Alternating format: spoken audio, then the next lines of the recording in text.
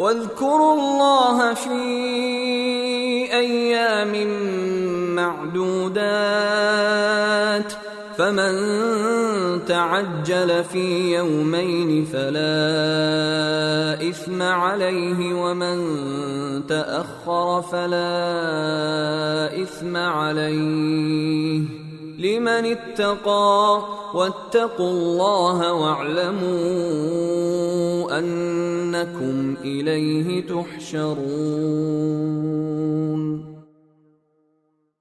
اور اللہ کو گنتی کے ان چند دنوں میں جب تم منا میں مقیم ہو یاد کرتے رہو۔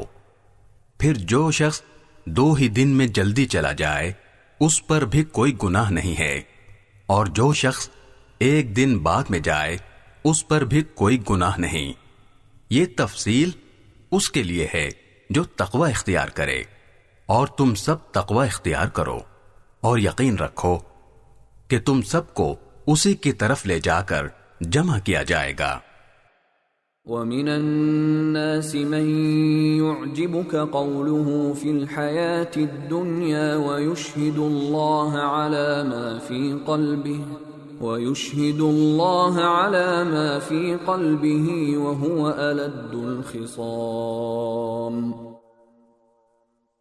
اور لوگوں میں ایک وہ شخص بھی ہے کہ دنیاوی زندگی کے بارے میں اس کی باتیں تمہیں بڑی اچھی لگتی ہیں، اور جو کچھ اس کے دل میں ہے اس پر وہ اللہ کو گواہ بھی بناتا ہے، حالانکہ وہ تمہارے دشمنوں میں سب سے زیادہ کٹر ہے۔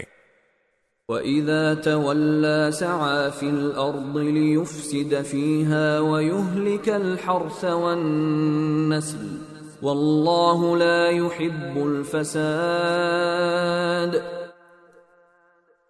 اور جب اٹھ کر جاتا ہے تو زمین میں اس کی دوڑ دھوپ اس لیے ہوتی ہے کہ وہ اس میں فساد مچائے اور فصلیں اور نسلیں تباہ کرے، حالانکہ اللہ فساد کو پسند نہیں کرتا۔